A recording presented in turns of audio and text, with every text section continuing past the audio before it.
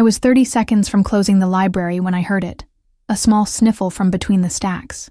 Not crying exactly, more like the careful control of someone trying very hard not to.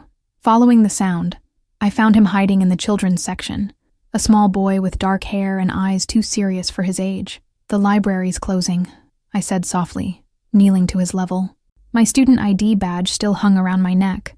Emma Walsh, Junior, Literature Department, and his eyes fixed on it immediately. "Are you lost?" The question hung between us, and for a moment, I thought he wouldn't answer. "I can't find my way home," he finally whispered, his accent slight but noticeable. "Dad's going to be so angry." He clutched a battered copy of The Little Prince against his chest like armor, knuckles white with the effort of appearing brave. I should have called security or the police. That would have been the sensible thing, the safe thing, but something in those solemn eyes stopped me, a wariness that seemed impossibly old in a child's face. "I'm Mia," I offered, instead of the question spinning through my mind. "Leo," he replied, relaxing slightly at my smile. "I was supposed to wait for Anton by the fountain, but he didn't come, and I tried to find my way back. But everything looks different now." His voice trembled slightly, the first real crack in his composure.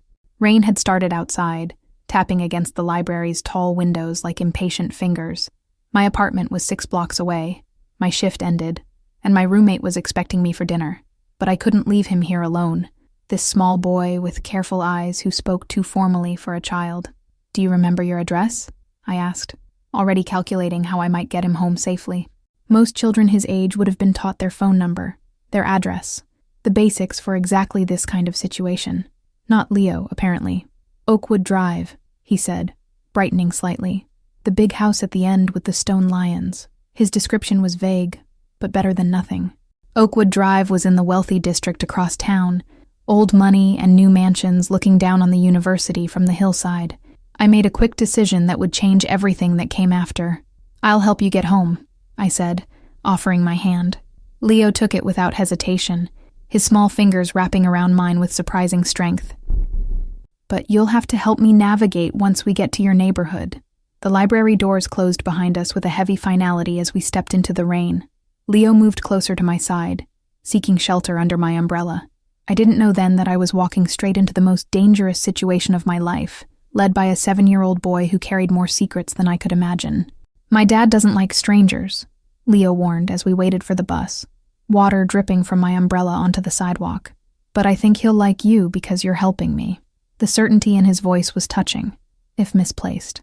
I had no idea who his father was, or how he'd react to a stranger bringing his son home. The bus ride took 20 minutes, climbing steadily uphill away from the university district. Leo pressed his face against the window, pointing occasionally at landmarks only he recognized. The rain had slowed to a drizzle by the time we stepped off at the Oakwood Drive stop. "This way," Leo said with newfound confidence, tugging me forward. The neighborhood was exactly what I'd expected. Massive homes set back from the street, each with its own distinct architectural personality. Some modern and angular, others classic and imposing. A black SUV crawled past us, slow enough to make the hairs on my neck stand up. The windows were tinted, making it impossible to see who was watching us. Leo didn't seem to notice, too focused on finding familiar territory in the gathering twilight. "That's Mrs. Petrov's garden," he announced, pointing to an elaborate rose display behind wrought iron gates. "She gives me cookies sometimes when Dad has meetings." There was something in the way he said meetings that seemed rehearsed, as if he'd been taught exactly how to describe his father's business. We turned a corner, and Leo stopped abruptly.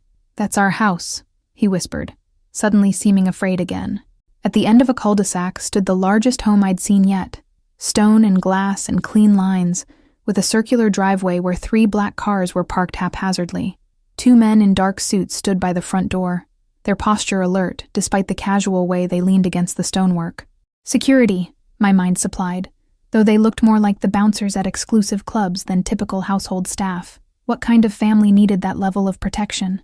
As we approached, one of the men spotted us, said something into what looked like a communication device on his wrist. The front door flew open before we reached the steps. A woman rushed out, beautiful, elegant, clearly not Leo's mother based on her reaction. "Leonardo," she exclaimed, relief washing over her features. "Where have you been?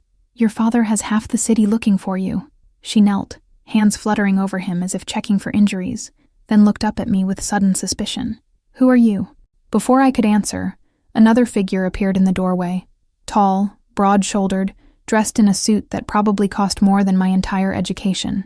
His face was all angles, sharp cheekbones, strong jaw, dark eyes that assessed everything in seconds. Leo's father, unmistakably, from the matching set of their features. "She helped me get home," Leo explained quickly, as if afraid I'd be sent away before he could make introductions. "This is Mia. She works at the library." The man's expression didn't change, but something in his eyes shifted, a calculation being made. "David Alexandrov," he said finally, extending his hand. His grip was firm, controlled, like everything else about him seemed to be. "Please, come inside. It seems I owe you a debt of gratitude." His accent was more pronounced than his son's, Eastern European perhaps, smooth and cultured.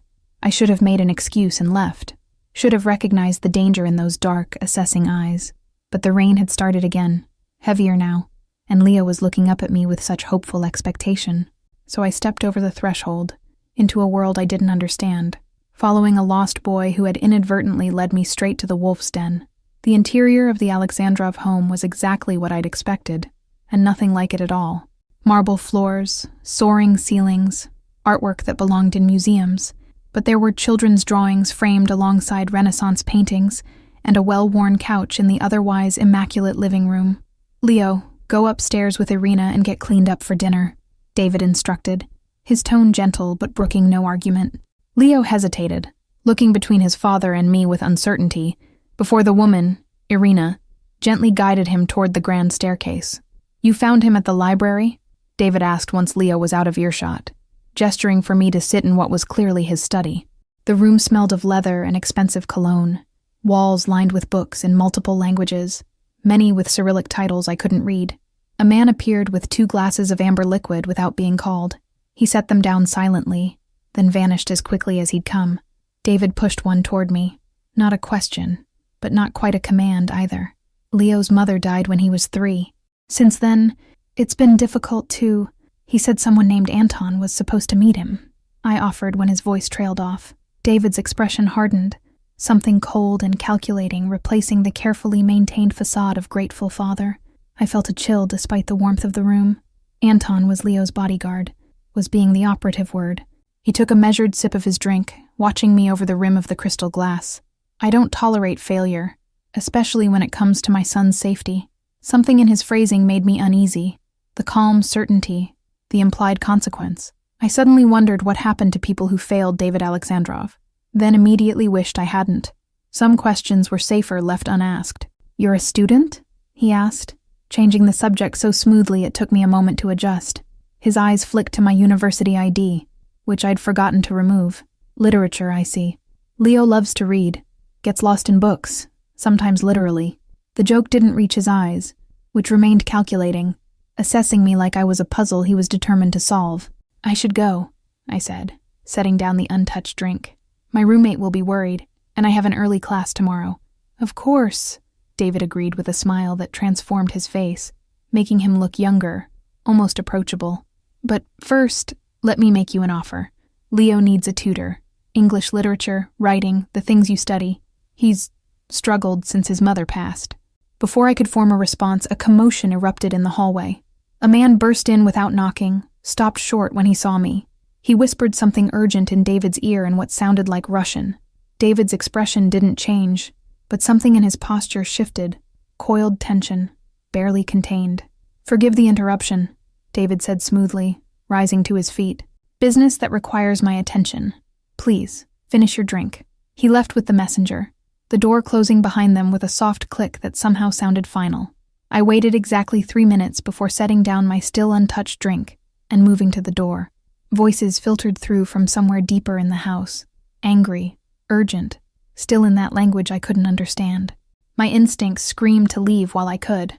Just as I reached for the doorknob, it turned from the other side. I stepped back quickly as Leo slipped into the room in Superman pajamas, hair damp from his bath. "Are you going to be my new teacher?" he asked hopefully. "I don't think so, Leo," I said gently, kneeling to his level. "I'm still a student myself, and I have classes and a job at the library."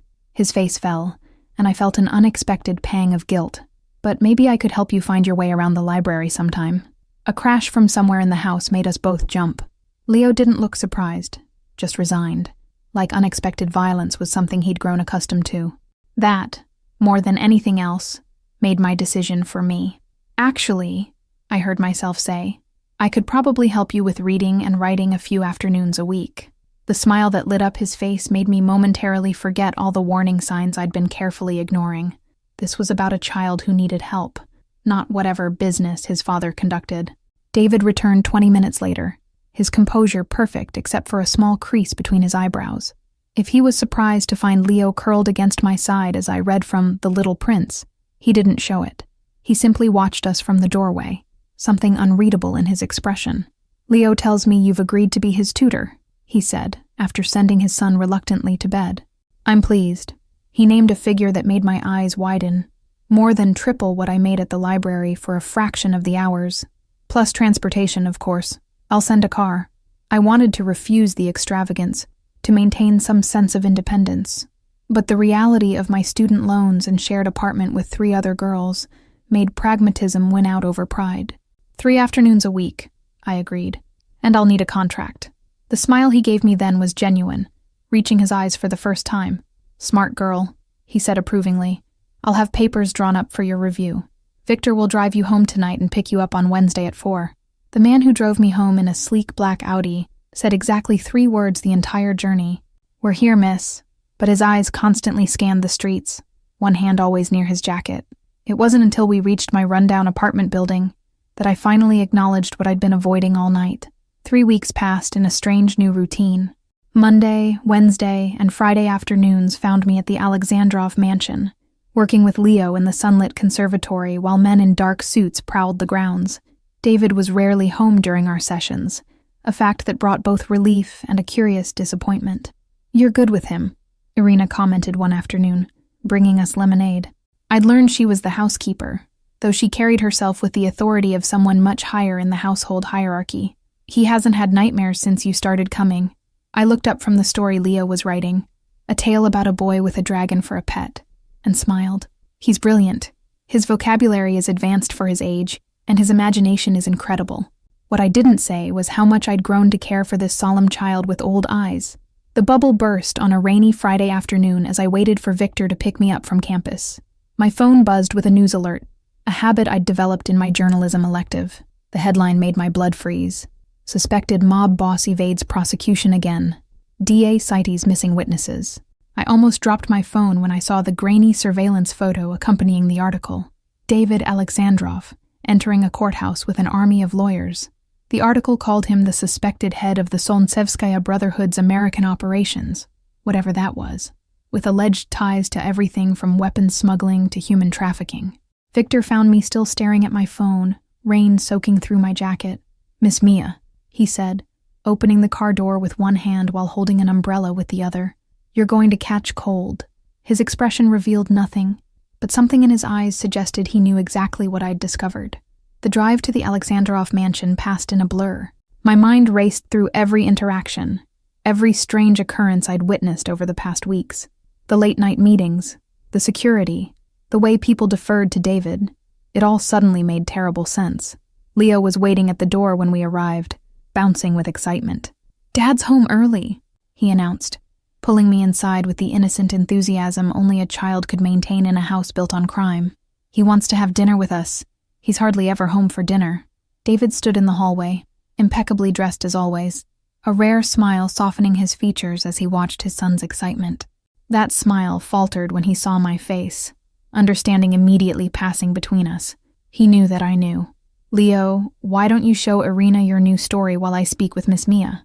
David suggested, his tone light but his eyes serious. Leo hesitated, his perceptiveness once again surprising me, before nodding and disappearing toward the kitchen with Irina.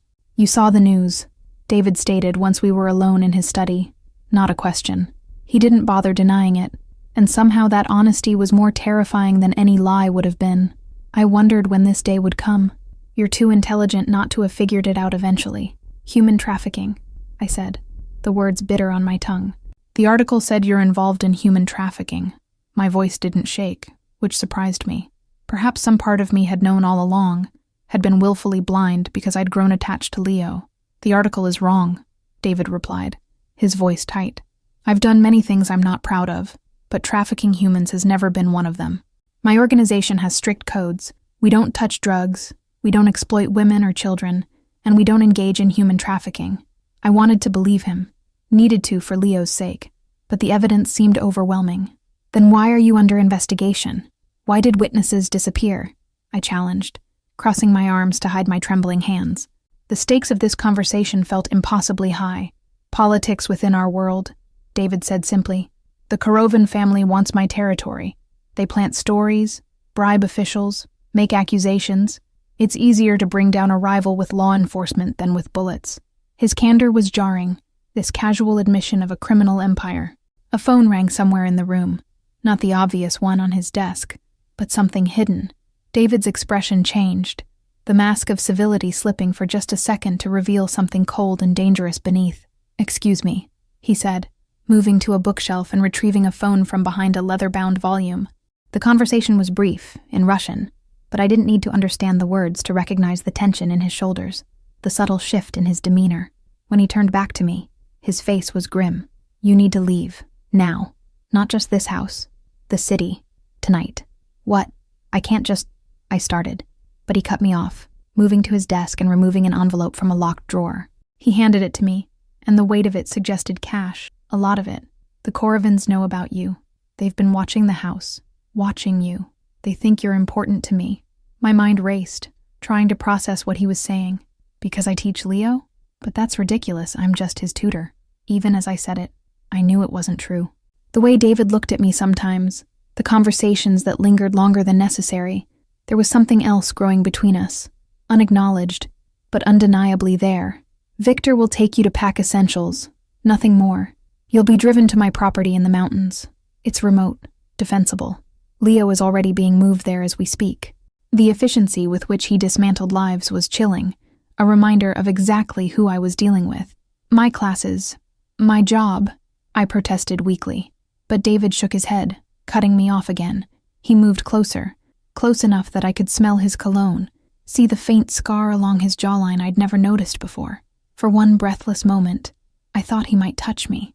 "They tried to grab a student from your university this morning, thinking it was you. She had similar coloring, similar build." His voice was gentle now, almost apologetic. "She's in the hospital. You won't be, because you'll be gone before they try again." The reality of the situation finally hit me with full force. This wasn't a movie, wasn't a game. People were getting hurt, and I could be next, all because I'd helped a lost boy find his way home. "What about Leo?" I asked, my voice small. "He's already lost his mother. If something happens to me too, nothing will happen to either of you if you follow my instructions exactly," David promised, his eyes intense. The certainty in his voice was somehow reassuring despite everything. "Pack light. Victor's waiting. I'll join you at the mountain house tomorrow once I've handled things here."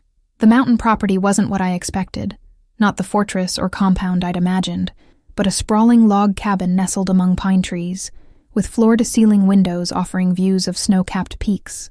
Leo was already there, excited by the unexpected vacation, as Irina had explained it to him. "We'll build a snowman tomorrow," he declared, showing me to my room with the proud air of a host. "And Dad's coming too. He never takes vacations." His innocence was heartbreaking. He had no idea we were hiding, running from people who wanted to hurt us to get to his father. My room was beautiful, rustic luxury with a stone fireplace and hand-woven rugs, but the subtle security features didn't escape my notice. Reinforced windows, the keypad by the door, the men patrolling the perimeter I could see through the glass. This was a safe house disguised as a retreat. Snow began falling as evening approached, fat flakes drifting past my window. I sat with Leo in the great room, helping him with a puzzle while Irina prepared dinner. For a moment, it almost felt normal, peaceful, if I could ignore the armed guards and the circumstances that brought us here.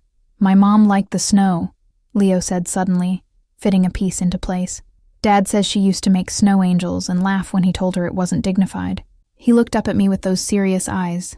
"Do you think it's undignified to make snow angels?" The question caught me off guard. This glimpse into a David I hadn't seen, a man who loved a woman who made snow angels, who remembered her laughter. "I think snow angels are perfectly dignified," I replied, swallowing against the tightness in my throat. Maybe we could make some together tomorrow. Night fell quickly in the mountains, and with it came a storm that howled around the eaves of the cabin. Leo had gone to bed, and I sat by the fire with a book I couldn't concentrate on, jumping at every sound. Where was David? Had something happened in the city? The security system chimed, and my heart leapt to my throat before Irina's calm voice called out, "It's the boss." David entered on a gust of cold air, snow dusting his dark coat, exhaustion evident in every line of his body. His eyes found mine immediately, relief passing over his features before he schooled his expression. "Everything is secure," he said after checking on a sleeping Leo. We sat in the kitchen, mugs of tea growing cold between us as he explained. "The Korovans have been dealt with. The immediate threat is neutralized. You should be able to return to your life in a few days." I studied his face in the dim light, the shadows under his eyes, the tension around his mouth. "At what cost?" I asked quietly. "What did you have to do to neutralize the threat?" I needed to know exactly what kind of man I was involved with, what kind of world I'd stumbled into. David was silent for a long moment. "Less than you fear, more than I wanted," he finally said, his voice heavy.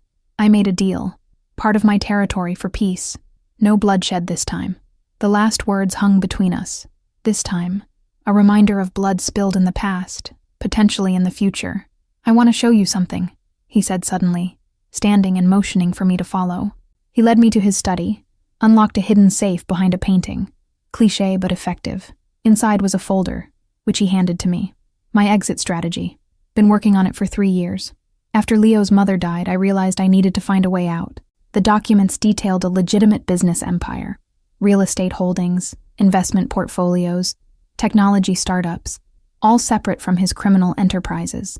Shell companies being slowly disentangled, assets moved through channels that couldn't be traced back to their origins. A masterclass in laundering not just money, but an entire life. 2 more years, David explained, watching me scan the pages. That's what I need to complete the transition. To walk away without leaving loose ends that would endanger Leo, or me. His hands moved restlessly, the only outward sign of his internal struggle. I never intended anyone else to be involved. I closed the folder, processing what this meant. And Leo? Does he know any of this? What his father really does? I thought of the solemn little boy who spoke too formally, who noticed too much. Children absorbed more than adults realized. What had he absorbed growing up in this world? He knows I'm not like other fathers, that there are rules he must follow for safety. But the details? David shook his head. I've tried to protect him from that knowledge for as long as possible. Perhaps that was selfish. Perhaps he should have been prepared. Snow continued to fall outside, insulating us from the world in a blanket of white silence. In this moment, in this place, the choice before me seemed both impossible and inevitable. I could walk away once the danger passed, return to my ordinary life of classes and library shifts, pretend none of this had happened. I care about Leo, I said finally, meeting David's eyes. And despite everything, what you are, what you've done, I care about you too. But I need to know that you're serious about leaving this life behind, that Leo will have a chance at something normal. David's expression softened, years of hardness momentarily falling away. The day you brought Leo home, I was negotiating a deal that would have expanded my operation into Chicago. That night, I called it off. Something shifted when I saw my son holding your hand, looking at you like you were his salvation. Morning came with cleared skies and a world transformed by snow. Leo was ecstatic, racing outside in his winter gear before breakfast was properly finished. David and I watched from the porch as he attempted to build a snowman alone, his small figure determined against the vast white landscape. "What happens now?" I asked, not looking at David but feeling his presence beside me, solid and warm despite the cold air. "After we go back to the city? After the danger is truly gone?" The question encompassed everything. Leo's tutoring, my involvement with them both, the feelings none of us had named aloud. "That depends on you," David replied, his voice carefully neutral. "I can set you up anywhere. New identity, new start, far from me and my complications, or..." He trailed off, leaving the alternative hanging between us like the crystallized breath in the cold mountain air. I thought of my life before, the cramped apartment, the struggling through classes, the quiet loneliness that had settled into my bones long before I found a lost boy in the library. I thought of Leo's face when he saw me each session, of the way David looked at me when he thought I wouldn't notice. Or I could stay, I finished for him, finally turning to meet his gaze. Help Leo with more than just his reading. Maybe help his father remember who he wanted to be before life forced his hand. It wasn't a decision I would have imagined making 3 weeks ago, but then I couldn't have imagined any of this. David reached for my hand, his touch gentle despite the strength I knew those hands possessed. It won't be easy, he warned. The transition out will be complicated, dangerous at times. There will be people who don't want me to leave, who will see it as weakness to exploit. But with you, I think I can become the man Leo deserves as a father. We watched as Leo flopped backward into the pristine snow, arms and legs sweeping to create the perfect snow angel his mother would have approved of. In that moment, I made my choice, not just for the lost boy who had found his way into my heart, but for myself, and for the complicated man beside me who was fighting to find his way back to something like redemption. That night, after Leo had fallen asleep, I found David in his study reviewing security reports. The blue light of his laptop illuminated the scars on his knuckles I'd never noticed before, physical reminders of the violence that had shaped him. When he looked up, vulnerability replaced his usual guardedness, a glimpse behind the armor he'd worn for decades. The hardest part isn't leaving the business, he confessed, closing the laptop with a quiet click. It's believing I deserve what comes after, a normal life, peace, someone like you. His voice caught slightly on those last words, the admission clearly costing him something. Men like me don't usually get second chances, especially not with women who see us clearly and stay anyway. Thank you all for following this story until the end. If you enjoyed it, please write in the comments where you're watching from, and don't forget to like, subscribe, and share this video, as your support is what keeps me creating these stories for you.